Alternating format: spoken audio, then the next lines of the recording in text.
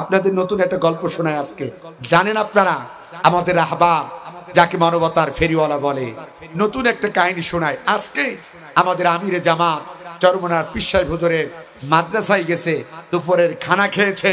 তারা এক আত্মা একসাথে তারা সিদ্ধান্ত নিয়েছে আগামী দিনে চরমনা বলেন, হেফাজতে ইসলাম বলেন, ইসলামী যতগুলো দল আছে, আল্লামা মামুনুল হক সহ যত ইসলামী দল আছে, তারা সবাই এক প্ল্যাটফর্মে চাচ্ছে যে আগামীর বাংলাদেশ হবে কোরআনের বাংলাদেশ, আগামীর বাংলাদেশ হবে ইসলামের বাংলাদেশ, আগামীর বাংলাদেশ হবে আলেম ওলামার বাংলাদেশ।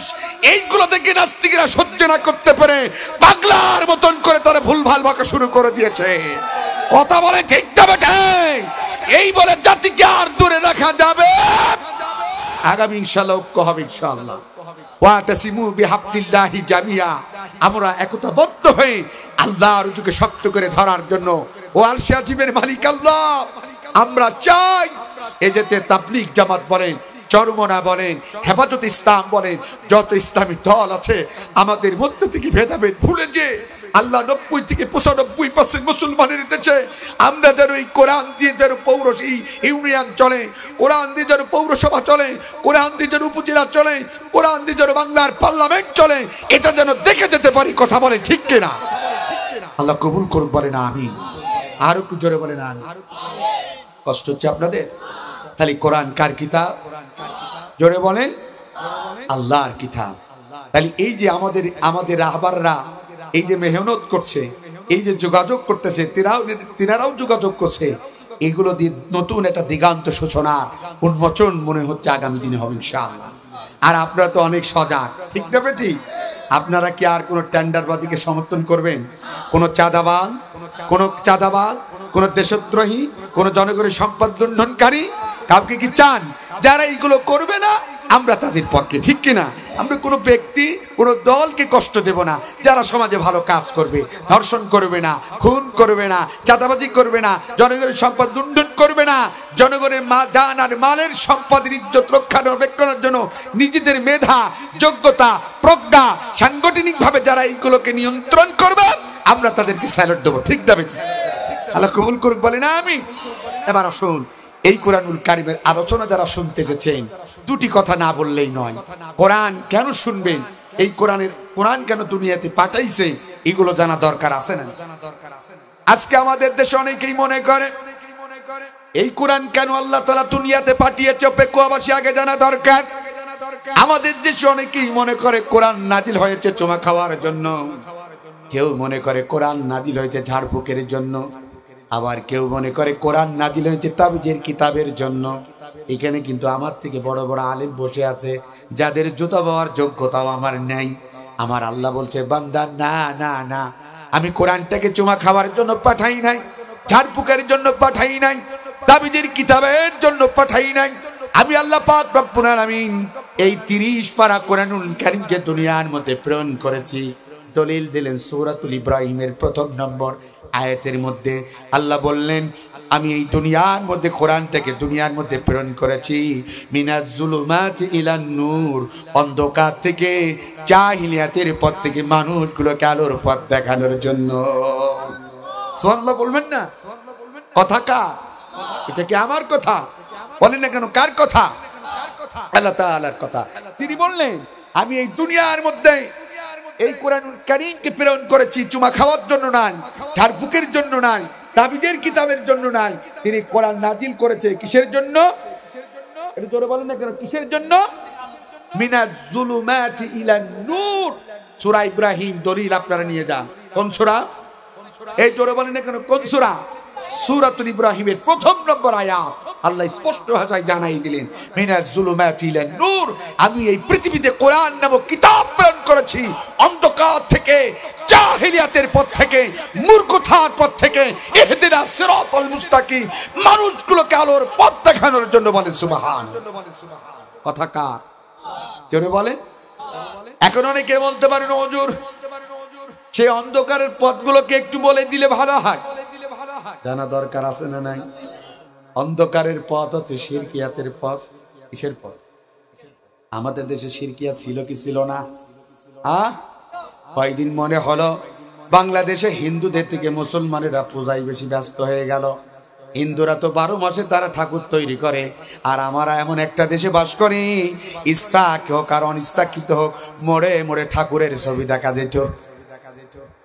ঠিক না বে ঠিক? আমি নাম নাই বানিলাম, আবার বড় বড় করে লেখা হতো জাতির পিতা। কিসের পিতা? অথচ কোরআনুল কারীমের মধ্যে আছে মিল্লাতা আবিকুম ইব্রাহিম। এই পৃথিবীতে একমাত্র জাতির পিতা হচ্ছে ইব্রাহিম আলাইহিস সালাম। কথা কেন ঠিক কিনা? আছে না নাই?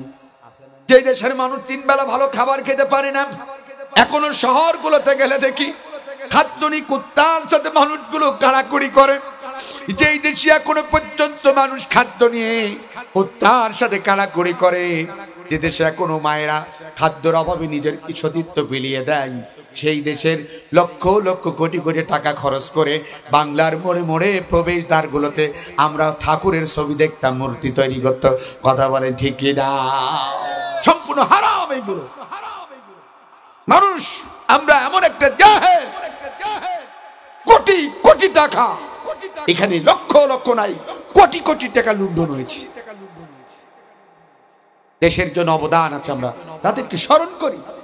যারা এই দেশের জন্য, যারা এই দেশের জন্য অবদান রেখেছে, আমরা কি তাদেরকে অস্বীকার করি? আমরা স্মরণ করি, কিন্তু তার মানে এই নয় যে দেশের মানুষ 3 বেলা কোনো ভালোভাবে খেতে পারে না, যে দেশের মানুষ এখনো দরিদ্র সীমার মধ্যে, এখনো গোটা বাংলাদেশে পৃথিবীর মধ্যে দরিদ্র সীমার মধ্যে বাস করে, সেই দেশের মানুষের কষ্টের টাকা দিয়ে এবং বিদেশ থেকে ঋণ নিয়ে মনে মনে মূর্তি দেখার জন্য জাতি বসেছিল না। কথা বলে ঠিক কিনা? কষ্ট হচ্ছে আপনাদের? তাহলে শিরকিয়াতের পথ হচ্ছে কি? পাইছেন তো? কুফরিয়াতের পথ, এগুলো হচ্ছে অন্ধকারের পথ। বেদাতের পথ হচ্ছে অন্ধকারের পথ। টেন্ডারবাজির পথ হচ্ছে অন্ধকারের পথ। ধর্ষণের পথ হচ্ছে অন্ধকারের পথ। মানুষকে গুম করা, এগুলো ছিল অন্ধকারের পথ। ভালো মানুষগুলোকে মিথ্যা মামলা দিয়ে কষ্ট দিয়ে, এগুলো ছিল অন্ধকারের পথ। ভালো মানুষগুলোকে তুলে নিয়ে যে কোরআনের নামে রাস্তার মাঝে ফেলে রাখা, হত্যা করা, এগুলো ছিল অন্ধকারের পথ। কত তরুণ আমার বাড়ি চুয়াডাঙ্গা জেলায় হোল্লা বিভাগে সাতক্ষীরায়, খুব মনে পড়ে যায়। আমার চুয়াডাঙ্গা জেলার একটা ছেলের নাম ছিল রফিকুল ইসলাম, হয়তোবা কথাটা রেকর্ড হচ্ছে। কোরআনের পাখি আল্লামা দেলোয়ার হোসেন সাইদি এদেশের শীর্ষ নেতৃবৃন্দ রায় যেদিন ঘোষণা হয়, সেই দিন আন্দোলনের জন্য আমার ভাইয়েরা মিছিলে অংশগ্রহণ করেছে, প্রতিবাদ করার জন্য আমিও গোলাম। ছোট্ট আপনাদের মাওলানা আব্দুল কাদের জিয়াদিও সেদিন অংশগ্রহণ করেছিলাম। জায়গাটার নাম ছিল দর্শনা। কেরওয়ান কোম্পানি নাম শুনেছেন? দর্শনা একটা চিনির কল আছে, এই চিনির কলের পাশে একটা মাঠ ছিল, আলিয়া মাদ্রাসার মাঠ, দর্শনা ফাজিল ডিএস ফাজিল মাদ্রাসা। ওখান থেকে একটা মিছিল হওয়ার কথা ছিল যে আমরা দর্শনা গোল চত্বর বাস স্ট্যান্ড পর্যন্ত যাব। আল্লাহু আকবার। যেতে না যেতেই পথের মধ্যে থেকে আমাদের পেছন দিক থেকে অকল্পিত ভাষায় গুলি করা শুরু করে দিলেন।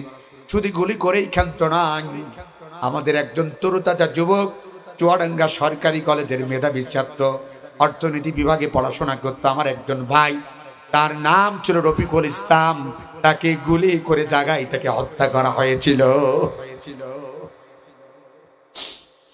শহীদ রফিকের কোনো অপরাধ ছিল না, শুধু আলেমদের পক্ষ নিয়েছিল। আলেমেরা যদি ধর্ষণের বিরুদ্ধে কথা বলে, ওই এলাকায় যদি ধর্ষণ ব্যক্তি মানে যদি থাকে, নারী লুবি থাকে, তার কাছে কি কোরআনের মাহফিল ভালো লাগবে? হ্যাঁ, অবৈধ সম্পদ লুণ্ঠনকারী দ্বারা, কোরআনে তো অবৈধ সম্পদ লুণ্ঠনকারীদের বিরুদ্ধে কথা আছে। কোরআন হাদিসের আলোকে যদি আলিম উলামা এগুলো যদি বলে, ওদের কাছে কি ভালো লাগবে?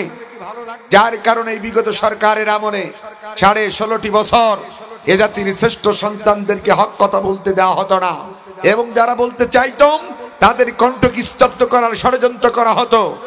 কারোর মাইক্রোফোন কেড়ে নেওয়া হতো, অথবা কাউকে 144 আইন জারি করে মাহফিলগুলো বন্ধ করে দেওয়া হতো, অথবা আল্লাহর কোরআনের কথাগুলো যারা বলতে চাইতো তাদেরকে আমৃত্যু কারাদণ্ড দিয়ে বন্দী করে রাখা হতো। কথা বলেন ঠিক কি? এই কাজগুলো করে কি তারা ভালো কাজ করেছে? তারা আজ কোথায়? যারা এই কাজগুলো করেছে তারা কোথায়? আহা, দিল্লি, মামু বাড়ি, ঠিক কিনা? কোথায়? কেন মামু বাড়ি যাবেন? আপনারা তো দেশের দেশপ্রেমিক ছিলেন। এদেশের মানুষদেরকে আপনারা কত স্বপ্ন দেখাতেন, কত উন্নয়নের গান শোনাতেন। আপনারা তো প্রকৃতপক্ষে দেশপ্রেমিক। আর দেশের মৌলবীরা ছিল রাজাকার, আলবদর, আলশাম, অন্যপন্থী মানুষেরা ছিল স্বাধীনতা বিরোধী।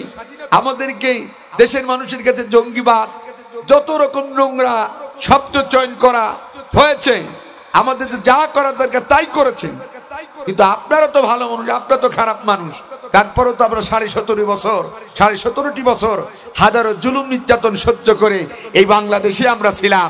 আর আপনারা 36 শুধু জুলাই, এই মাত্র 36 দিনের আন্দোলনের মধ্য দিয়ে একদিনও আপনারা বাংলাদেশে টিকে থাকতে পারলেন না। কোথায় তারা? কোথায়? কোরআনের পাখির কথাটা বারবার মনে পড়ে যায়। তিনি বলতেন, বেশি বাড়াবাড়ি করবা না, এমন একটা নাড়া দেব, কোথায় পড়বা? দিল্লিকে মামু বাড়ি পড়বা। পৃথিবীর কোন জায়গায় জায়গা হয় নাই, তাদের হয়েছে কোথায়? কথা বলেন। তিনি আর একটা কথা বলতেন, বেশি বাড়াবাড়ি করবা না, এমন একটা সময় আসবে ইঁদুরের গর্তের মধ্যে পালানোর জায়গা পাবা না। কথা বলেন। ইঁদুরের গর্তের মধ্যেও পালানোর জায়গা খুঁজে পাবা না। আল্লাহ ছাড় দেয় কিন্তু ছেড়ে দেয় না। যারা মানুষের প্রতি জুলুম করেছে, অবিচার করেছে, এই মাজলুমের দোয়া আল্লাহ কবুল করেছে। যার কারণে 36 জুলাইয়ের এদেশের ছাত্র তরুণদের আন্দোলনের মধ্য দিয়ে একটা ফ্যাসিস্ট সরকারের পতন ঘটিয়ে এ জাতির শ্রেষ্ঠ সন্তানদেরকে কথা বলার, কাজ করার সুযোগ আল্লাহ তৈরি করে দিয়েছে। কথা বলেন ঠিক কিনা? এই শুকরিয়া আদায় করতে হবে কার? কিন্তু তারা তো কত আমাদেরকে কত কিছু বলতো, 41, 21, 41। আমরা বলতো আমৃত্যু পর্যন্ত থাক, কোনো সমস্যা নাই। আমাদের সমস্যা হতো, কিন্তু এখন আবার অনেকে আবার একটু চুলকানি বেড়ে যাচ্ছে। আছে না নাই? আমার মঞ্জু ভাইয়ের নামে বহু মামলা। আমি জানি তিনি মাঝে মাঝে কোর্টে যখন হাজিরা দিতেন, স্ক্রিনশট আমাকে স্ক্রিনশট দিতেন। নিম্ন আদালতে হওয়ার আগে হাইকোর্টে আদালতে গিয়ে তিনি জামিন হওয়ার জন্য গেছেন, কোরআনের মাহফিল দিতে গিয়ে। এরপরে অনেক জায়গায় সত্য কথা বলার কারণে তিনার নামে মামলা হয়েছে। আপনারা তো জানেন তিনি একজন মাজলুম মানুষ ছিলেন, লক্ষ লক্ষ টাকা ব্যয় হয়ে গেছে তিনার। তারপরেও তিনি এই জনপদ থেকে সরে যায় নাই। ঠিক কিনা বলেন? তিনি এই মাটি মানুষের মধ্যে আছে। ঠিক না বেটি? আপনাদেরকে খেদমতের জন্য আছে। ঠিক না বেটি? এই ধরনের ভালো মানুষগুলোকে যারা মিথ্যা মামলা দিয়ে দিনের পর দিন, রাতের পর রাত কষ্ট দিয়ে তাদেরকে মামলার শিকার করে যারা কষ্ট দিয়েছে, তারা ঠিকই পালিয়ে গেছে। কিন্তু মাজলুম যারা, এরা ঠিকই আছে। ঠিক না বেটি? আসুন, আমি ওদিকে যেতে চাই না। এখন আমি মূল আলোচনার দিকে যেতে চাই। আজকের আলোচনা হবে কোরআন থেকে। বলেন তো, এই কোরআনটা কার কিতাব? এটা কি কোনো দলের গ্রন্থ? এটা কি আমাদের মঞ্জু ভাইয়ের লেখা, আমাদের সভাপতি জনাব মুজাম্মিল হক সাহেবের লেখা, বদিউল আলম সাহেবের লেখা, বা আজকের যিনি প্রধান চিফ গেস্ট তিনার লেখা? কোরআন কার? মুসলমান ভাইরা আমার, এই কোরআনুল কারীম আল্লাহ রাব্বুল আলামিনের কিতাব। এটা পৃথিবীর কোন মানুষের তৈরি করা কিতাব নয়। এটা হলো আমার রবের পক্ষ থেকে প্রেরিত কিতাব। এবং এমন একটি কিতাব, এই কোরআন এমন একটি গাইড যার মধ্যে এক কিঞ্চিত পরিমাণ কোনো ভুল নাই। আছে নাকি? আমি কিন্তু একটা ইউনিভার্সিটির স্টুডেন্ট ছিলাম। বিশ্ববিদ্যালয়ে যখন পড়াশোনা করেছি, আল্লাহ পাক রব্বুল আলামিন তার গোলামটাকে এই পৃথিবীর অসংখ্য রাইটারদের বই পড়ার সুযোগ আমাকে দিয়েছে। আমি কবিদের কবিতা পড়েছি, সাহিত্যিকদের সাহিত্য পড়েছি, প্রবন্ধ রচনাকারীদের প্রবন্ধ পড়েছি। কিন্তু পেকুয়াবাসী, টৈটংবাসী, এই পৃথিবী যত রাইটারদের বই পড়েছি, আজ পর্যন্ত কোন রাইটার তাদের বইগুলো 100% সত্য, নির্ভেজাল, ত্রুটি মুক্ত, এমন কথা কিন্তু আজ পর্যন্ত কেউ বলার সাহস পাই নাই। পেয়েছে? বরং এই দুনিয়া যত রাইটারদের বই পড়েছি, অধিকাংশ রাইটার গুলো তাদের বইয়ের শেষের দিকে সুন্দর করে লিখে দেন, ও দুনিয়ার মানুষেরা, আমাদের লেখা বইগুলো পড়তে গিয়ে যদি তোমরা কোনো একটি জায়গায় ভুল দেখতে পাও, পৃথিবীর কেউ যদি তোমরা ধরাই দিতে পারো, তাহলে আমাদের এই বইগুলো আমরা সংশোধন করে নেব, সংস্কার করে নেব, শুধরে নেব। এমন কথা দুনিয়ার রাইটারদের শেষে লেখা আছে কি নাই? জোরে বলেন, থাকে কি থাকে না? কিন্তু পেকুয়া থানার ভাইয়েরা আমার, কক্সবাজার জেলার ভাইয়েরা আমার, ওই নভাটির কেন্দ্রীয় লাইব্রেরি থেকে আল্লাহ পাক রব্বুল আলামিন তার গোলামটাকে এই দুনিয়ার রাইটারদের বই পড়ার পাশাপাশি আর একটা কিতাব পড়ার সৌভাগ্য দান করেছে, যার নাম হলো আল কোরআন। আমি এই কোরআনুল কারীমের 1 নয় 2 নয় শুরু থেকে শেষ পর্যন্ত আয়াতে কালিমাগুলো তেলাওয়াত করেছি, অর্থগুলো অনুধাবন করার চেষ্টা করেছি। কিন্তু আমার আল্লাহ রাব্বুল আলামিন এই দুনিয়ার রাইটার, কবি, সাহিত্যিক, বিজ্ঞানীদের মতন তার এই কোরআনুল কারীমের কোনো একটি জায়গায় বলে নাই, বান্দা আমার এই কোরআন তেলাওয়াত করতে গিয়ে যদি তোমরা কোনো একটি জায়গায় ভুল দেখতে পাও, পৃথিবীর কেউ যদি তোমরা ধরাই দিতে পারো, তাহলে আমার এই কোরআনটাকে আমি সংশোধন করে নেব, সংস্কার করে নেব, শুধরে নেব। এমন কথা কিন্তু আজ পর্যন্ত আমার আল্লাহ কোরআনে কোনো জায়গায় বলে নাই। বলেছে বরঞ্চ আমার আল্লাহ জানে মানুষ বড় চালাক, যার কারণে এই কোরআনুল কারীম নাজিল করার শুরু নেই আজ থেকে 1450 বছর আগে বড় পৃথিবীর বিজ্ঞানী, কবি, সাহিত্যিক, রাজনীতিবিদদের জন্য তিনি ওপেন চ্যালেঞ্জ ছুড়ে বললেন, যালিকাল কিতাব লা রাইবা ফি, এ কোরআন হচ্ছে সেই কিতাব, এ কোরআন হচ্ছে সেই গ্রন্থ যার শুরু থেকে শেষ পর্যন্ত কোনো একটি জায়গায় 1 কিঞ্চিত পরিমাণ ভুল কিয়ামত পর্যন্ত কোনো মানুষ চেষ্টা করে দেখাতে পারবে না। সেই কিতাবের নাম কি? এর জোরে বলেন, সেই কিতাবের নাম কি? সেই কিতাবের আলোচনা শোনা ভালো না খারাপ? আর বন্ধ করা আরো ভালো, ঠিক কিনা? হ্যাঁ হ্যাঁ হ্যাঁ, কি ভালো না? কি আপনাদের এলাকায় মাহফিল বন্ধ হয় নাই?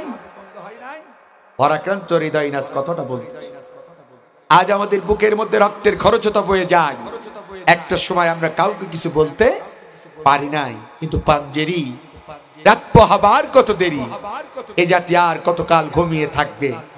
তাই তো ওই রংপুরের আবু সাইদ, ঢাকার মুগ্ধর মতন তরুণেরাম, আপনাদের পেকুয়ার অসীমের মতন তরুণেরাম, তার ওই কবির কবিতা অনুযায়ী জাগ্রত হয়ে বলেছিল, আমরা যদি না জাগি মা কেমনে সকাল হবে, তোমার ছেলে উঠলে মাগো রাত পাহাবে। তবে তারা জাগ্রত হয়েছিল, একটি স্বৈরাচারের পতন ঘটেছে। কথা বলেন ঠিক কিনা? জোরে বলেন ঠিক না ঠিক? আজ যেটা আল্লাহর কিতাব সেটা জাতিকে এক সময় শুনতে দেওয়া হতো না, এটা অত্যন্ত দুঃখ এবং হৃদয় বিদারক। অথচ যে দেশে মসজিদে মুয়াজ্জিন আযানের ধ্বনির মধ্য দিয়ে আমাদেরকে ঘুম ভাঙাতো, যে দেশে মসজিদে মুয়াজ্জিন আযানের ধ্বনির মধ্য দিয়ে এই জাতি সারা নামাজ পড়ে রাতের বেলায় ঘুমাতে যেত, যে দেশের চরণভূমিতে শুয়ে আছে শাহজালাল, যে দেশের চরণভূমিতে শুয়ে আছে খানজাহান, যে দেশের চরণভূমিতে শুয়ে আছে হাজী শরীয়তুল্লাহ, যে দেশে 3.5 লক্ষ মসজিদ রয়েছে, হাজার হাজার মসজিদ রয়েছে, হাজার হাজার উলামা হযরত রয়েছে, সে দেশে আল্লাহর কোরআনের মাহফিল বন্ধ হবে, 144 আইন জারি করবে, এর থেকে দুঃখজনক কথা কিছু হতে পারে না। কথা বলেন ঠিক যাবে ঠিক? মুসলমান ভাইরা আমার, কিন্তু অতীতে এটাও হয়েছে, ঠিক না বেটি? এই জন্য আপনাদেরকে বলবো, কোরআন আল্লাহ তাআলার কিতাব, এটাকে শুনবেন, শোনার পরিবেশ তৈরি করে দিবেন। জীবনে এক বিন্দু রক্ত থাকা পর্যন্ত, ঈমান থাকা পর্যন্ত কোনোদিন এগুলোর বিরোধিতা করবেন না। ইনশাআল্লাহ রাজি আছেন তো? কারা কারা রাজি আছেন আল্লাহকে একটু দুই হাত আল্লাহকে দেখান। নারে তাকবীর, নারে তাকবীর। আল্লাহ কবুল করুক, বলেন আমিন। আপনারা কি কষ্ট পেয়েছেন? আর আপনারা কি রাগ করেছেন? মনে রাখবেন, সাদাকে সাদা বলবেন, কালোকে কালো বলবেন। জানছেন এটা সাদা, কিন্তু জোর করে যদি কেউ কালো বলে এটা মেনে নেওয়া যাবে না। আমরা এমন একটা সময় বিগত সরকার আমল পার করেছি, আমরা দেখতে পাচ্ছি এটা সাদা, কিন্তু জোর করে আমাদেরকে বলা হতো এটা কালো। ঠিক না বেঠিক? হ্যাঁ পেকুয়া থানার ভাইয়েরা, যারা সাদাকে সাদা জানার পরেও সাদা বলে না, যারা কালোকে কালো জানার পরও কালো বলে না, সেটা মুসলমান হতে পারে না, সেটা মুনাফিক। কথা বলে ঠিক না বেঠিক? আজ এই বাংলাদেশে অসংখ্য মুনাফিকে ভরে গিয়েছিল, যার কারণে জাতির শ্রেষ্ঠ সন্তানগুলো দিনের পর দিন, রাতের পর রাত তারা কষ্ট পাচ্ছিল। কথা বলে ঠিক? মুসলমান ভাইরা আমার, তাই সাবধান, আগামী দিন থেকে আমাদেরকে সতর্কভাবে পথ চলতে হবে। কোন ষড়যন্ত্রই পা দেওয়া যাবে না, কোন কোরআন মানা মানুষদের সাথে গাদ্দারি করা যাবে না। ইতিহাস পড়ে দেখবেন, কোরআন মানা মানুষদের সাথে যারা গাদ্দারি করেছে তাদের ফলাফল জোরে বলেন ভালো হয় নাই। তাদের ফলাফল কি হয় নাই বলেন? এদেশের আলেম ওলামাদের উপর যদি নির্যাতন নিপীড়ন না করতো, ও 41 ক্যান সারা জীবন থাকলে আমাদের কোনো সমস্যা হতো? কিন্তু আলেম ওলামাদের উপর নির্যাতন নিপীড়ন স্টিমরোলার যখন চালানো, হাজারো নিরহ মানুষের উপরে যখন জুলুম করতে শুরু করলো, রাতারাতি যখন শুরু করলো, হেলিকপ্টার নিয়ে পালাতে হলো। দুপুরের খাবারও খেতে পারে নাই। কথা কন না কেন? এখন নতুন করে আবার অনেকের চুলকানি বেড়েছে। খবরদার, আলিমুল আমাদের পেছে লাগবেন না। এরা জাতির শ্রেষ্ঠ সন্তান। এরা ধরে বলেন কি জাতির শ্রেষ্ঠ সন্তান। এই পৃথিবীতে আর কোন নবী আসবে না যেই নবী বিদায় হজের সময় বলেছিলেন, ইয়া আইয়ুহাল হাজিরুন, হে উপস্থিত তৌহিদি জনতা, আনা খাতামান নাবিয়্যিন, আমি তোমাদের শেষ নবী, লা নবিয়্যা বাদি, আমার পরে এই পৃথিবীতে কোন নবী রাসূল আইবে না। কিন্তু ইন্নাল উলামা ওয়ারাসাতুল আম্বিয়া, আমি নবীর ইন্তেকালের পরে আগামী দিনে জাতির রাহবার, জাতির পথ প্রদর্শক, জাতির গাইডলাইন যারা দেবে তারা আর কেউ নয়, তারা হলো জাতির শ্রেষ্ঠ সন্তান উলামা হযরত। কথা বলে ঠিক কিনা? অতএব সেই উলামাদের সাথে বেয়াদবি করা যাবে না, সেই উলামাদের সাথে গাদ্দারি করা যাবে না। যারা আগামী দিনে উলামাদের সাথে নতুন করে গাদ্দারি করতে চাও, সাবধান করে দিলাম, ওরা তো হেলিকপ্টারে পালানোর সুযোগ পেয়েছে, তোমাদের লুঙ্গি পরার টাইমও দেবে না। কথা বলেন ঠিক কিনা? আছে না নাই? নতুন করে এখন অনেকের পাগলা কুত্তাই কামড়াইছে। কি কুত্তাই? যার কারণে এদেশের হাজারো তরুণদের আইডল, হাজারো তরুণদের প্রেরণার বাতিঘর ডক্টর মিজানুর রহমান আজহারির মতন ব্যক্তিকে আজহারি মাঝারি বলতে পারে, ঠিক কিনা? তাকে নিয়ে তাচ্ছিল্য করতে পারে। একটা কথা আছে, বলবো? বলে না, এই কে বলে না, এই ঠাকুর ঘরে কে রে? কয় আমি কলা খাইনি। আমি কলা? ঠাকুর ঘরে কে রে? কয় আমি কলা খাইনি। ও ভাই, সেতে কোনো ব্যক্তি, কোনো দল, এদেশে তো প্রায় 24 থেকে 36টা মনে হয় সম্ভবত নিবন্ধিত দল আছে। কোন দলের কথা তো সে বলে না। সে বুঝু বলেছে এক দল খাইছে আর এক দল খাওয়ার জন্য ওত পেতে বসে আছে। কোন ব্যক্তির নাম বলেছেন? ওই যে বললাম ঠাকুর ঘরে কে রে? কয় আমি কলা খাইনি। ও ভাই, তুমি যদি সন্ত্রাসী না করো, তুমি যদি চাঁদাবাজি না করো, তুমি যদি টেম্পো স্ট্যান্ড দখল না করো, তুমি যদি সিএনজি স্ট্যান্ড দখল না করো, তুমি যদি বালুর ঘাট না দখল করো, তুমি যদি লবণের ঘাট দখল না করো, তাহলে তোমার গায়ে বাঁধবে কেন রে? কথা বলেন ঠিক কিনা? তুমি যদি এই কাজের সাথে লিপ্ত না হও তাহলে তোমার গায়ে লাগবে কেন? অতএব আমরা বুঝে ফেলেছি যারা এই চরিত্রবান তারাই আজকে ডক্টর মিজানুর রহমান সহ এ জাতির শ্রেষ্ঠ সন্তানদের বিরুদ্ধে কথা বলতে পারে। কথা বলে ঠিক যাবে ঠিক। অত্যন্ত ভারাক্রান্ত হৃদয় নিয়ে বলছি। আমি এগুলো বলতাম না, তার কারণ এখন টক শোতে পর্যন্ত কথা হচ্ছে। আলেমদেরকে ধর্ম ব্যবসায়িক বলছে। কি বলছে? এই বলেন না কেন, কি বলছে? ধর্ম ব্যবসায়িক বলছে। আমরা তো মনে করি ধর্ম ব্যবসায়িক তারা নির্বাচন আগে বাজার থেকে কি টুপি কেনার পাঞ্জাবি পরে মাথায় পট্টি বাঁধে হাতে তসবি নিয়ে জনগণকে বলে লা ইলাহা ইল্লাল্লাহ, নৌকার মালিক তুই আল্লাহ, লা ইলাহা ইল্লাল্লাহ, ধানের শীষের মালিক তুই আল্লাহ, লা ইলাহা ইল্লাল্লাহ, লাঙ্গলের মালিক তুই আল্লাহ, লা ইলাহা ইল্লাল্লাহ, মশালের মালিক তুই আল্লাহ, লা ইলাহা ইল্লাল্লাহ, পান পাতার মালিক তুই আল্লাহ। কথা কই না? রিমান্ডের নামে তাদের হাত কাটতে দেখেছি, পা কাটতে দেখেছি, বুকের মধ্যে বুলেট ছুড়ে মারতে দেখেছি। কথা বলে ঠিক কিনা? এগুলো সব অন্ধকারের পথ। এগুলো কি বলেন? সব অন্ধকারের পথ। ঘুষের পথ ছিল অন্ধকারের পথ, সুদের পথ ছিল অন্ধকারের পথ, জনগণের ম্যান্ডেট হরণ করে পৃথিবীর কোন একটা চেয়ারকে জোর করে দখল করার, এগুলো ছিল অন্ধকারের পথ। জোরে বলেন কিসের পথ? একটু জোরে বলেন না কেন কিসের পথ? এগুলো সব ছিল অন্ধকারের পথ। এই তো আপনাদের বদিউল আলম ভাই, বুজুর্গ একজন মানুষ, 12 বার কেয়ার দীর্ঘদিনের একজন চেয়ারম্যান ছিলেন। আপনারা দেখেছেন তার ইয়াবা বিক্রি করার টাকা নাই, তার বিলাসবহুল গাড়ি নাই, বাড়ি নাই। সততা একজন মানুষ, আদর্শবান একজন মানুষ, যিনি আল্লাহর আইন চায়, সত্যকের শাসন চায়। বৃদ্ধ বয়সেও তিনি স্বপ্ন দেখে এদেশ কোরআন দিয়ে রাষ্ট্র পরিচালিত হবে। সেই বদিউল আলম ভাইকে পর্যন্ত নির্বাচনে দূরে রাখার ষড়যন্ত্র করেছিল, তাকে পরাজিত করার জন্য সকল ষড়যন্ত্র করেছিল। কিন্তু অত ইজ্জুমাংতাসা অত জিল্লুমাংতাসা, আল্লাহ যাকে সম্মানিত করবে পৃথিবীর কোন স্বৈরাচার তাকে বেইজ্জতি করতে পারে না। কথা বলেন ঠিক কিনা? তাকে সম্মান দিয়েছেন কে? এদেশের জনগণ বলেছিল বুকের তাজা রক্ত ঢেলে দেব, বুলেটের সামনে বুক পেতে দেব। তবে বদিউল আলম হুজুরকে কেউ যদি পরাজিত করতে আসে, তার ভোট যদি কেউ ডাকাতি করতে আসে, আমরা মেনে নেব না। কথা বলেন ঠিক কিনা? আল্লাহ তাআলা তার বিজয় দিয়েছে আপনাদের সততার কারণে, আপনাদের ঐক্যের কারণে। এরকম ঐক্য যদি আগামী দিনে থাকে, ইনশাআল্লাহ কোন স্বৈরাচার নতুন করে আমাদের কাছ থেকে গদি কেড়ে নিতে পারবেন ইনশাআল্লাহ। কথা বলেন ঠিক কিনা? কষ্ট হচ্ছে নাকি আপনাদের? আপনাকে রাগ করেছেন? খালি অন্ধকারের পথ, সুদের পথ, ঘুষের পথ, ধর্ষণের পথ, মাদকের পথ, চাঁদাবাজির পথ, টেন্ডারবাজির পথ, এগুলো সব অন্ধকারের পথ। এই পথগুলো থেকে জাতিকে মুক্তি দেওয়ার জন্য আজ থেকে ১৫০০ বছর আগে আল্লাহ পাক রব্বুল আলামিন এই কোরআনুল কারীম নামক কিতাব তিনি দুনিয়ার মধ্যে প্রেরণ করেছে। তার দলিল দিলেন আল্লাহ সূরাতুল ইব্রাহিমের ১ম নম্বর আয়াত, মিনাজ জুলুমাতি ইলান নূর। ও দুনিয়ার মানুষেরা, আমি আল্লাহ কোরআন নামক কিতাব প্রেরণ করেছি চুমা খাওয়ার জন্য নয়, ঝাড়ফুঁকের জন্য নয়, তাবিজের কিতাবের জন্য নয়, মানুষ মরে যাবে মাথার কাছে শুধু খতম পড়ার জন্য নয়। আমি আল্লাহ কোরআন নাজিল করেছি অন্ধকার থেকে, জাহিলিয়াতের পথ থেকে মানুষদেরকে মুক্তি দেওয়ার জন্য। বলেন সুবহানাল্লাহ। কথা কার? জোরে বলেন আল্লাহ। এটা হলো কোরআন নাজিলের ইতিহাস জানলেন। এবার আমার দিকে তাকান।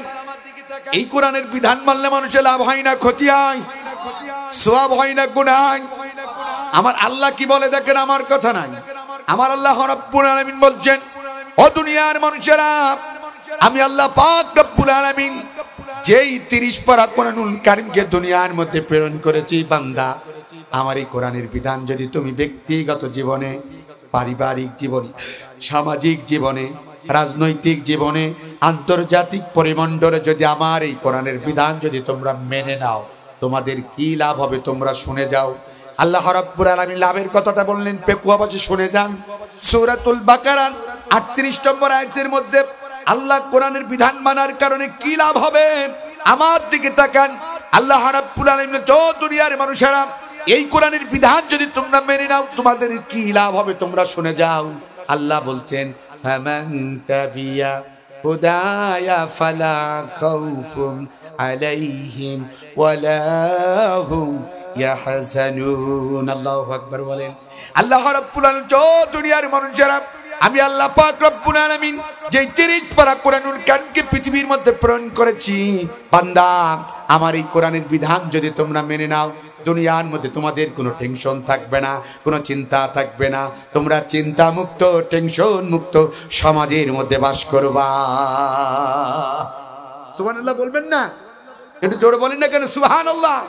তাহলে কার বিধান মানলে চিন্তা মুক্ত থাকা যায়? কার বিধান? কিন্তু আমরা মানি কার? কার বিধান মানি? আল্লাহ।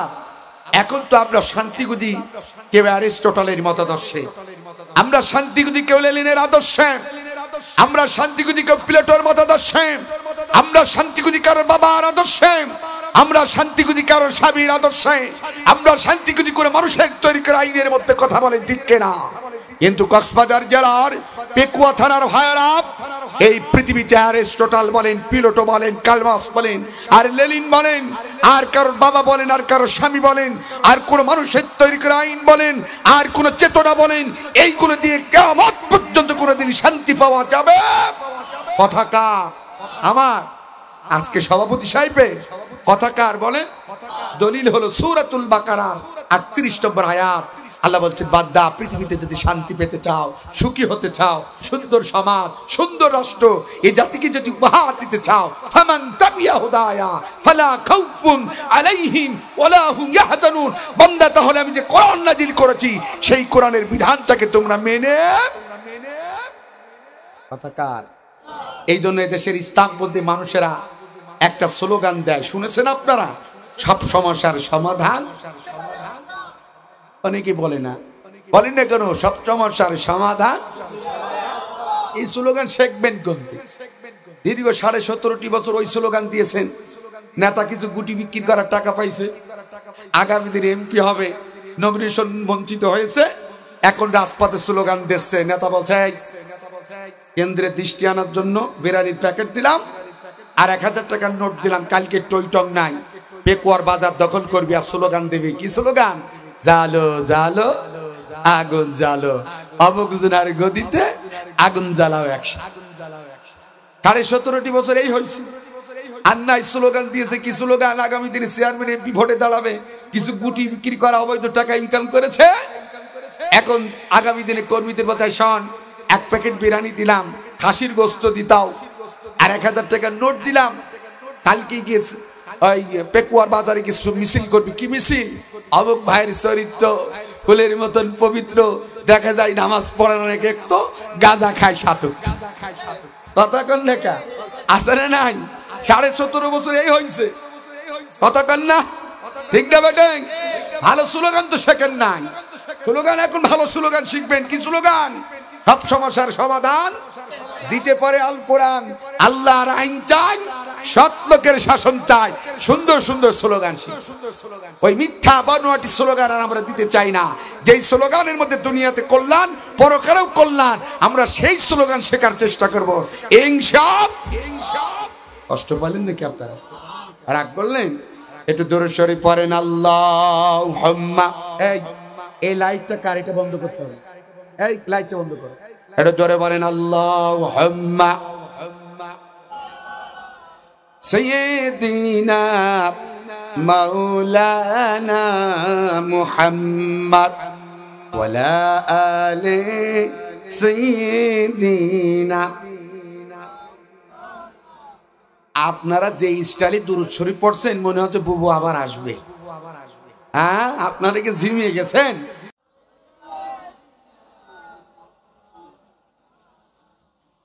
ওয়ালা আলি সাইয়্যিদিনা। কেউ না করুক আমি করব কাজ, আল কোরআনের আহ্বানে, দিন কায়েমের প্রয়োজনে, নতুন করে আবার আমি শপথ নিলাম আজ। কেউ না করুক আমি করব কাজ। কথা বলেন ঠিক কি না? আমি হতাশ হব না, ভেঙে পড়ব না, ভয় করব না, দিনের কাজে ব্যস্ত রব পরম সকাল সাজ। দিনের কাজে ব্যস্ত রব পরম সকাল সাজ। কেউ না করুক আমি করব কাজ, আল কোরআনের আহ্বানে, দিন কায়েমের প্রয়োজনে, নতুন করে আবার আমি শপথ নিলাম আজ। কেউ না করুক আমি করব কাজ, কেউ না করুক আমি করব কাজ। আল্লাহুম্মা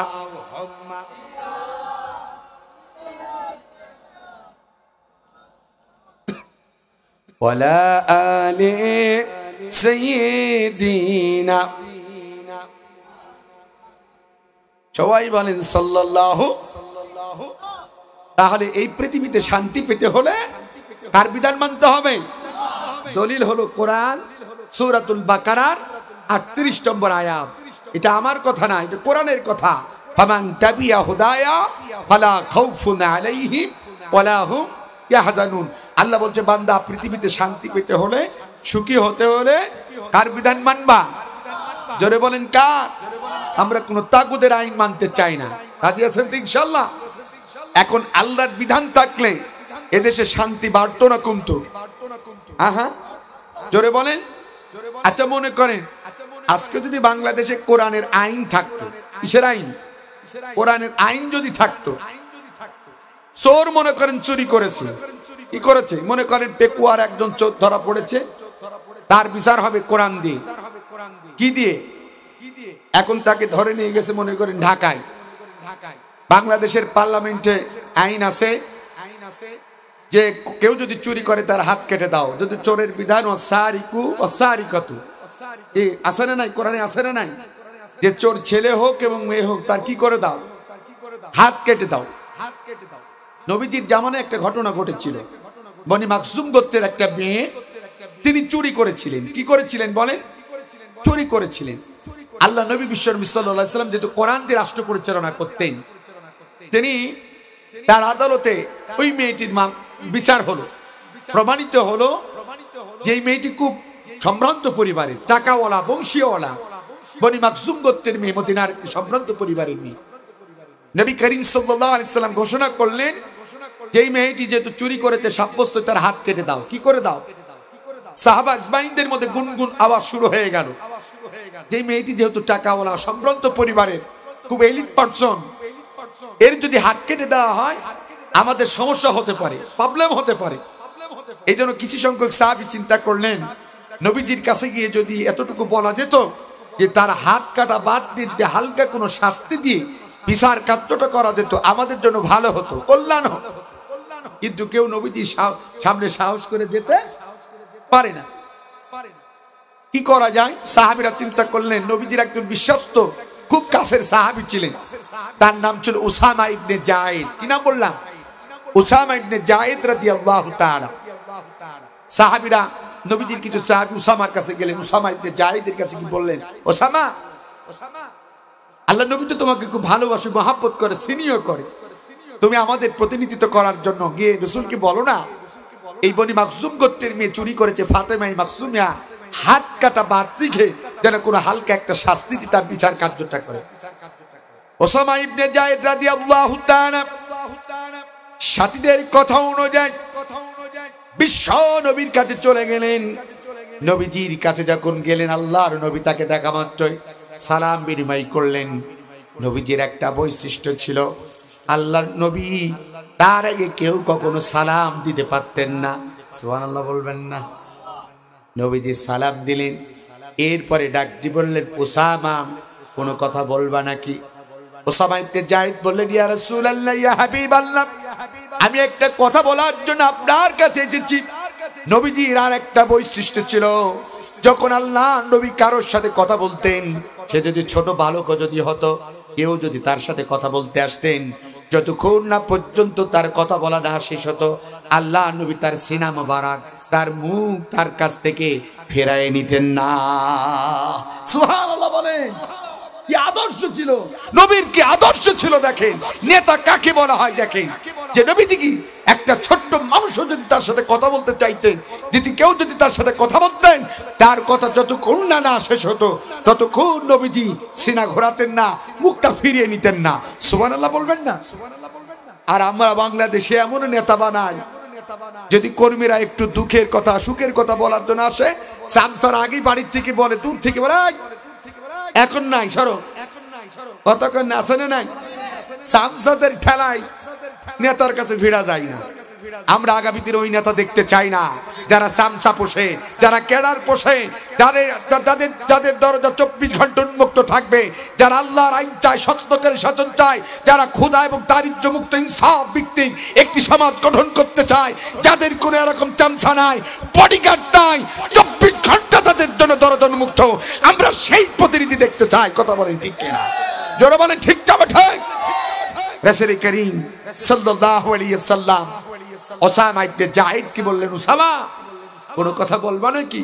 বলে, ইয়া রাসূলুল্লাহ, ইয়া হাবিবাল্লাহ, আমি একটা কথা বলতে চাই। আল্লাহর নবী বলেন, ওসামা কি বলতে চাও বলো? ওসামা ইবনে জায়েদ বলেন, ইয়া রাসূলুল্লাহ, ইয়া হাবিবাল্লাহ, বনি মাকজুম গোত্রের একটি মেয়ে চুরি করার অপরাধে আপনি তার শাস্তি দিয়েছেন, হাত কাটার কথা বলেছেন। মেয়েটার নাম ছিল ফাতেমা মাকজুমিয়া। ওগো নবীজি, আমরা কয়েকজন সাথী চিন্তা করলাম, মেয়েটি যেহেতু খুব সম্ভ্রান্ত পরিবারের, টাকাওয়ালা, বংশীওয়ালা, তার হাতটা কাটা বাদ দিয়ে যদি হালকা কোনো শাস্তি দিয়ে বিচার কার্যটা করা যেত, আমাদের জন্য কল্যাণ হতো, ভালো হতো। নবীজি শোনা মাত্রই চেহারাটা লাল বর্ণের হয়ে যায়। আল্লাহ নবীর চেহারার মধ্যে একটা রাগান্বিত ছাপ দেখা যায়। নবীজি ডাক দিয়ে বললেন, ওসামা কি বললা? তুমি কি জানো না অতীতে যত নবী রাসূলকে আল্লাহ তাআলা পৃথিবীতে প্রেরণ করেছে, অনেক নবী রাসূলের কওমের লোকেরা তাদের নবীদের ইন্তেকালের পরে তাদের কিতাবের মধ্যে তারা রদবদল করেছে, যার কারণে আল্লাহ পাক রব্বুল আলামিন তাদের উপরে আসমান থেকে লানত বর্ষণ করেছে, অভিশাপ দিয়েছে। তুমি কি জানো না? উসামা ইবনে যায়েদ চুপ রইলেন। ও উসামা, এরপরে নবীজি ডাক দিলেন, উসামা, আমি নবী যেহেতু আল্লাহর কোরআন দিয়ে রাষ্ট্র পরিচালনা করি, আমি আখিরি জামানার পয়গম্বর, আল্লাহর সেই কোরআন বাদ দিয়ে যদি মানব রচিত কোনো একটা আইন দিয়ে এই ফাতেমা মাকজুমিয়ার বিচার কার্যটা করি, আল্লাহ পাক রব্বুল আলামিন তো আমার উপরও লানত বর্ষণ করবে, আমার উপরও তো অভিশাপ দেবে। তোমরা কি সেটাকে চাও? ওসামা বললেন না। এরপরে নবীজি ডাকতে বললেন, তাহলে ওসামা তুমি শুনে রাখো, আজ এই বনি মাকসুম গোত্রের মেয়ে ফাতেমা মাকজুমিয়া কেন, আমি মুহাম্মদ বিনতে ফাতেমা, আজ যদি আমার মেয়ে ফাতেমা যদি এই বাজারে চুরি করত, আমি মুহাম্মদ সাল্লাল্লাহু আলাইহি সাল্লাম এই হাত কাটার আইন থেকে আমি পিছু পা হতে পারতাম না। আল্লাহু আকবার বলে। ইনারা ছিলেন ইমামুল আদেল, ইনারা ছিলেন ন্যায় বিচারক, যাদের মধ্যে কোনো স্বজন প্রীতি ছিল না, দলীয়করণ ছিল না, আত্মীয়করণ ছিল না। কিন্তু পেকুয়াবাসী আজ স্বাধীনতার 53টি বছর এই বাংলাদেশে আমরা দেখেছি হয় দলীয়করণ, নাই আত্মীয়করণ, নাই স্বজন প্রীতি, যার কারণে আমাদের দেশের উন্নয়ন হয় নাই, শুধু দুর্নীতি হয়েছে, লুটপাট হয়েছে, আমাদের ভাগ্যের পরিবর্তন হয় নাই। কথা বলেন ঠিক কিনা? কথা সত্য না মিথ্যা? আর চোর ধরা পড়লেই চেয়ারম্যান সাহেবের কাছে বিচার নিয়ে গেলে বলে, চেয়ারম্যান আগে ওসিকে বলে দেয়, স্যার এটা আমার ভাতিজাকে ছেড়ে দাও। কয় স্যার গরু সহ ধরা পড়েছে, কয় গরু শুদ্ধ ছেড়ে দাও। কয় স্যার অস্ত্র সহ ধরা পড়েছে, এমপি সাহেব ফোন করে বলে এটা আমার দলের হাইব্রিড একটা নেতা, ওকে ছেড়ে দেওয়া হোক। কয় স্যার অস্ত্র শুদ্ধ ধরা পড়েছে, কয় অস্ত্র শুদ্ধ ছেড়ে দাও। কয় স্যার মহিলা সহ অমুক দলের নেতা ধরা পড়েছে, কয়টা আমার দলের নেতা, ওরে মহিলা শুদ্ধ ছেড়ে দাও। কতক্ষণ ঠিক কিনা? থানার ভাইরা, যেই দেশের নেতারা চোর চুরি করলে তার জন্য সুপারিশ করেন, যেই দেশের নেতারা অস্ত্র সহ ধরা পড়লে তাকে ছাড়ানোর জন্য তদবির করেন, যেই দেশের নেতারা মানুষ হত্যা করার পরও তাকে বাঁচানোর জন্য, তাকে ছাড়ানোর জন্য চেষ্টা করে, সেই ধরনের চরিত্রহীন নেতাকে দিয়ে আগামী দিনে আমরা বাংলার মস্তদে দেখতে চাই না। কথা বলেন ঠিক তবে ঠিক? আমরা দেখতে চাই সব এবং আদর্শবান, যাদের ভিতরে স্বজনপ্রীতি থাকবে না, যাদের ভিতরে দলীয়করণ থাকবে না, যাদের মধ্যে আত্মীয়করণ থাকবে না, যারা বিশ্ব নবীর আদর্শে আদর্শিত হয়ে রাসূল করিম সাল্লাল্লাহু আলাইহি ওয়াসাল্লামের মতন যারা বলিষ্ঠ ভাষায় বলবে, যেমন নবী বলেছিলেন, উসামা আমার মেয়ে ফাতিমা যদি চুরি করত, আজ আমি মুহাম্মদ সাল্লাল্লাহু আলাইহি ওয়াসাল্লাম তাকে হাত কেটে দিতাম, এই আইন থেকে পিছু পা হতে পারতাম না। আমরা সেই নেতা দেখতে চাই। কথা বলি ঠিক? কষ্ট হচ্ছে আপনাদের? আমাদের দেশের কোন নেতার বাপের সাহস আছে এই কথা বলা? তার ছেলে যদি চুরি করে আছে, আরো বরং তো ছেলেরে বাঁচায়, আরো তার প্রমোশন দেয়, ফুলের মালা গলায় দিয়ে মিছিল করে নিয়ে আসে, ভাইয়ের চরিত্র ফুলের মতন পবিত্র, আছে না নাই? অথচ ভাই বোতল ছাড়া রাত যায় না, নারী ছাড়া দিন কাটে না, গাঁজা ছাড়া সারাদিন যায় না, ইয়াবা ছাড়া তার দিন যায় না। কতক্ষণ ঠিক যাবে? ঠিক আছে না নাই? রাগ করেছেন? কষ্ট পেয়েছেন? আল্লাহর আইন যদি কার্যকারিতা থাকতো, ওই যে বলতেছিলাম, পেকুয়ার একজন চোর ধরা পড়েছে, বাংলাদেশের পার্লামেন্টে আইন হয়েছে তাকে হাত কেটে দাও। আমাদের দেশের সরকার বাহাদুর যদি বলতো জুম্মার নামাজের পরে বাইতুল মোকাররমে তার হাত কাটা হবে, আর এদেশের যত সাংবাদিক আছে, বৈশাখী, এটিএন নিউজ, এটিএন বাংলা, ৭১, দেশ টিভি, যমুনা টিভি, মোহনা টিভি, এরপরে আপনার সময় টিভি, এরপরে আপনার হচ্ছে এনটিভি সহ যত টেলিভিশন স্যাটেলাইট আছে, সব সাংবাদিক কিন্তু বলতো তোমরা আগামীকাল জুম্মার নামাজ বাইতুল মোকাররমে পড়বা। আর এদেশের যত ইলেকট্রিক মিডিয়া, প্রিন্ট মিডিয়ার যত সাংবাদিক আছে, জনকণ্ঠ, সমকাল, ইনকিলাব, ইত্তেফাক, নয়াদিগন্ত, সংগ্রাম, আমার দেশ, আরো কালের কণ্ঠ, এরপরে যাই দিন, যত জাতীয় পত্রিকা আছে, সব সাংবাদিকদেরকে যদি বলতো আগামীকাল জুম্মার নামাজ পড়বো বাইতুল মোকাররমে, একজন চোর চুরি করেছে তার হাত কাটা হবে জুম্মার নামাজের পরে, আর ক্যামেরাম্যান রেডি থেকে তোমরা ভিডিও করবা, জাতীয় পত্রিকায় বড় করে লিখে দিবা একজন চোর চুরি করার পরে তার হাত কাটা হয়েছে। আর প্রত্যেক দিন অন্তত এক সপ্তাহ খবরের মধ্যে যতগুলো টেলিভিশন আছে 1 মিনিট 2 মিনিট এই চিত্র তোমরা জাতিকে দেখাবা। বলেন এই দৃশ্য যদি জাতিকে দেখানো হতো, আর জাতীয় পত্রিকার হেডলাইনে যদি চুরি করার হাত কাটার দৃশ্য ছবি আঁকানো হতো, আমাদের দেশে চুরি বাড়তো না কমতো? কথা বলেন না কেন, বাড়তো না কমতো? আমাদের দেশে চুরি করা তো দূরের কথা, চুরি করার স্বপ্নও কারোর হৃদয়ের মধ্যে থাকতো না। কথা বলেন ঠিক কিনা? কিন্তু স্বাধীনতার 53টি বছর পরেও আমরা এই আইন বাংলাদেশের পার্লামেন্টে কার্যকর করতে পারি নাই। তার কারণ এই আইন তারা যারা কার্যকারিতা হলে এদেশের সর্বপ্রথম কারো যদি হাত কাটা পড়তো, এদেশের এমপি মন্ত্রীদের হাত কাটা পড়তো। কথা বলেন ঠিক? কথা সত্য না মিথ্যা? তার কারণে সব তো এখন চোরের দল, তত্ত্ব বের হয়ে আসছে কে কত কোটি টাকা মেরেছে। ঠিকটা মিথ্যা? রাগ করলেন নাকি আপনারা? কষ্ট পাইছেন? সত্য না মিথ্যা? আমি অনেক ভরাক্রান্ত হৃদয়ের কথাগুলো বলছি আপনাদের বোঝানোর জন্য। এই দেশ, এদেশের আলেমরা হচ্ছে প্রকৃতপক্ষে দেশপ্রেমী। আমরা আপনাদের শত্রু নাই। আমরা চাই আমার ভাইদেরকে আল্লাহ যেন কোন কাজ করলে নাজাত পাবে, আমার ভাইরা আল্লাহ জান্নাত পাবে, আমরা সেটা দেখাতে চাই। ছোটবেলায় আমরা দেখেছি আমাদের মা আমাদেরকে যখন অসুস্থ হতাম, বিমার হতাম, অসুস্থ হতাম, আমাদেরকে জোর করে করে ওষুধগুলো খাওয়াই দিত। আমরা অনেক সময় দেখেছি আমাদের মায়ের জাতিরা যখন বাচ্চাদের ওষুধ খাওয়াতে যায়, আমরা লাথি মারি, হাত ছোটাছুটি করি, খাবো না জেদ করি। ঠিক না বেঠিক? আমরা মনে করতাম আমরা বুঝি আমাদের মা আমাদের প্রতি জুলুম করছে, আমাদের অভিভাবকেরা জুলুম করছে।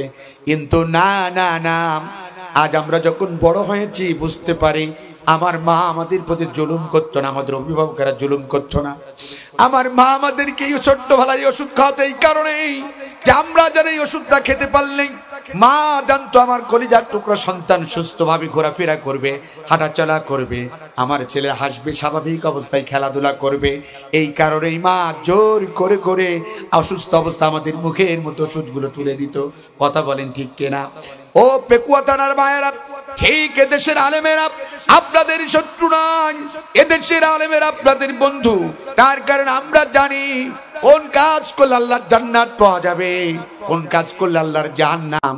যেই কাজ করলে আল্লাহর জান্নাত পাওয়া যাবে সেই কাজের ঠিকানা, সেই কাজগুলোর জন্য আলেম ওলামা আপনাদেরকে উদ্বুদ্ধ করে। কথা কন ঠিক না বেঠিক?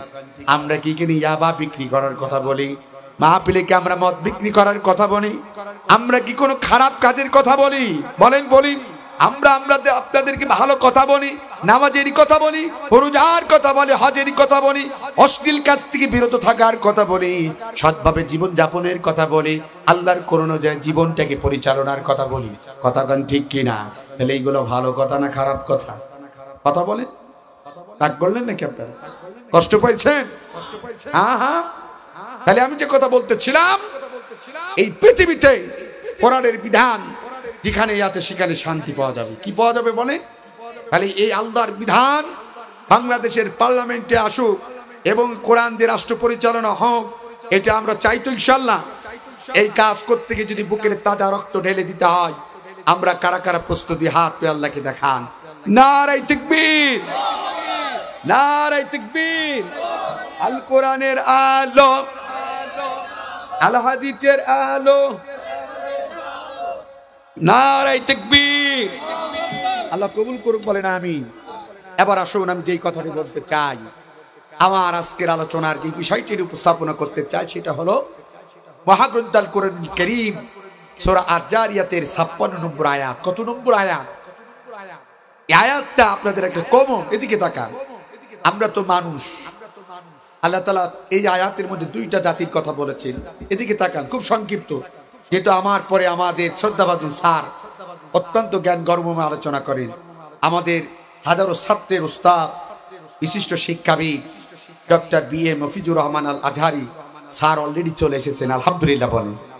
অত্যন্ত জ্ঞান গর্বময় আলোচনা করেন স্যার। উনি সুললিত কণ্ঠে সাবলীন ভাষায় কোরআন হাদিসের আলোকে আপনাদেরকে বোঝাবেন, কথা বলবেন। থাকবেন তো ইনশাআল্লাহ? স্যার আসার আগ পর্যন্ত আপনাদেরকে একটু ভাঙ্গা কণ্ঠে কিছু কথা বলে যেতে চাই। আমি যেই সাবজেক্টেরই কথা বলতে চাই, কোন সূরা বলেন? সূরা আয-যারিয়াতের 56 নম্বর আয়াত।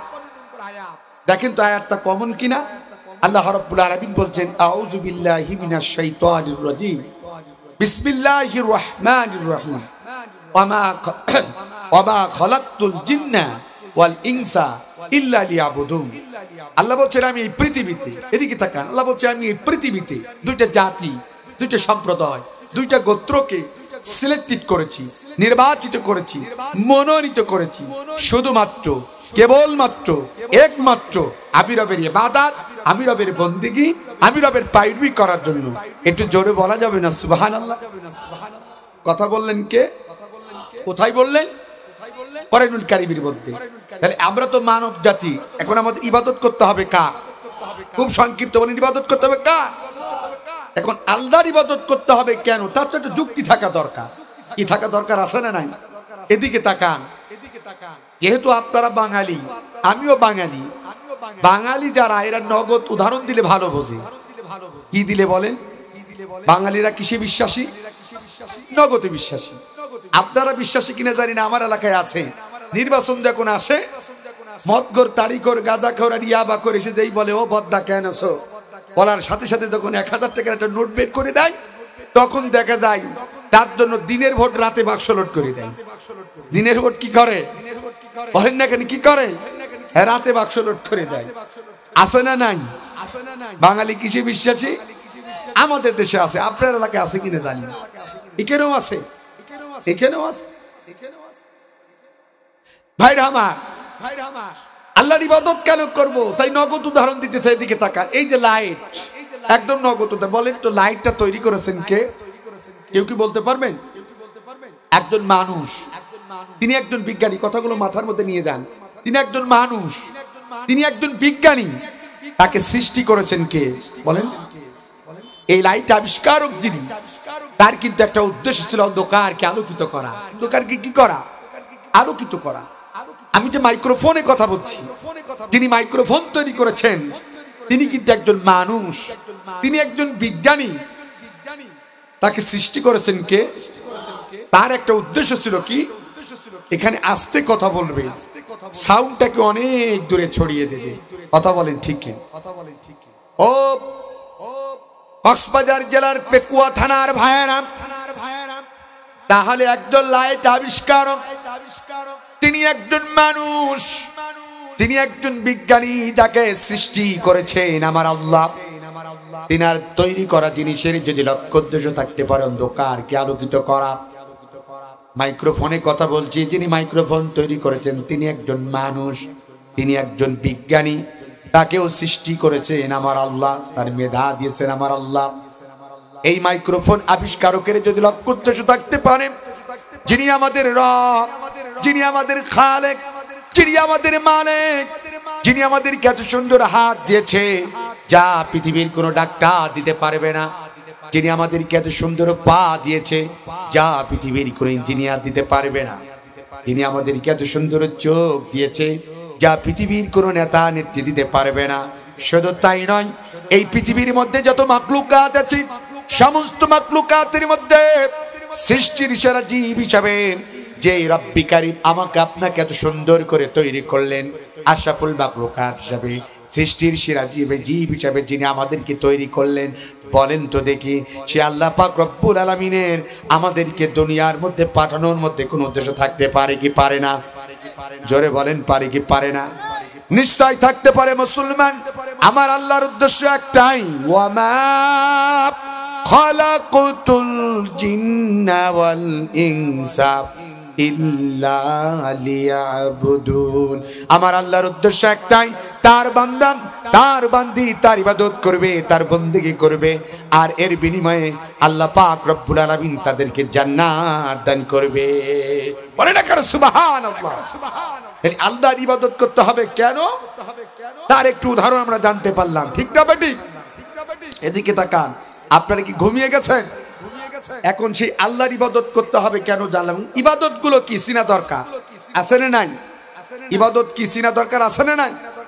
ইবাদত মানে তো সুদ খাওয়া, এটা তো 100% ইবাদত। হ্যাঁ হ্যাঁ হ্যাঁ, কেন এটা খাই কারা? সুন্দরবনে রয়্যাল বেঙ্গল টাইগারই খায়, আপনাদের এলাকায় কেউ খায় না। হ্যাঁ হ্যাঁ, কেন খায়? উরে বাবারে বাবা, আমাদের চুয়াডাঙ্গায় আছে 1000-100, সুযোগ পেলে 200 খায়। 100 খায়, সুযোগ পেলে 200 খায়। নারায়ে তাকবীর, নারায়ে তাকবীর। প্রধান মেহমানের আগমন, আমাদের শ্রদ্ধাভাজন শিক্ষক doctor B A Mafizur Rahman আল আজহারি সাহেবের আগমন পেকুয়াবাসীর পক্ষ থেকে, কক্সবাজারবাসীর পক্ষ থেকে, টৈটংবাসীর পক্ষ থেকে, যুবক ভাইদের পক্ষ থেকে, আলেম ওলামার পক্ষ থেকে, মুরব্বীদের পক্ষ থেকে নারায়ে তাকবীর। সম্মানিত হাজিরি, আমাদের প্রিয় স্যার, প্রিয় রাহবার, হাজারো ছাত্রের প্রেরণার বাতিঘর, হাজারো মানুষের প্রেরণার বাতিঘর।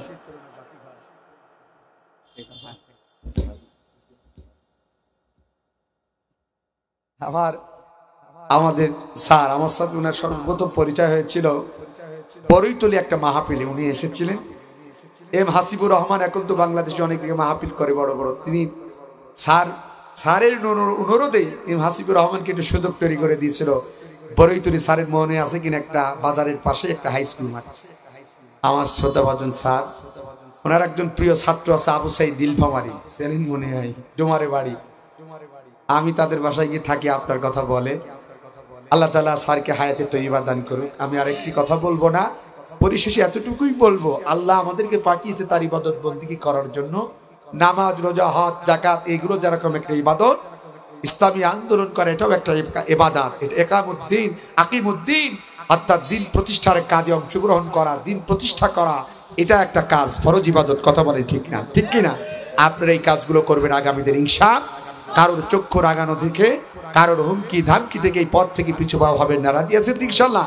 সকালে সুস্বাস্থ্য কামনা করে, স্যারের জন্য দোয়া করে, পেকুয়াবাসীর জন্য দোয়া করে, আল্লাহ পাক রব্বুল আলামিন যেন আমাদেরকে আগামীর বাংলাদেশ আলেম ওলামারা যেভাবে ঐক্যবদ্ধ হওয়ার জন্য একে অপরের পরস্পরের প্রতি যেই সহানুভূতি, যেই উদারতা, যেই মানবতা দেখাচ্ছে, এই ধরনের উদারতা মানবতা নিয়ে যেন আমরা অটুট থেকে ওয়াতাসিবু বিহাবলিল্লাহি জামিয়া, আমরা একতাবদ্ধ হয়ে আল্লাহর রুজুকে শক্ত করে ধরে লাল সবুজের পতাকার পাশে যেন আরেকটি কালেমা খচিত পতাকা উত্তোলন করে আল্লাহ পাক রব্বুল আলামিন প্রকৃত পক্ষে এই বাংলার মানুষকে যেন শান্তির সুবাতাস বয়ে আনার তৌফিক দান করে, সেই তৌফিক দান করুক বলেন আমিন। ওয়া আখিরি দাওয়ানা আলহামদুলিল্লাহি রাব্বিল আলামিন। আসসালামু আলাইকুম ওয়া রাহমাতুল্লাহ।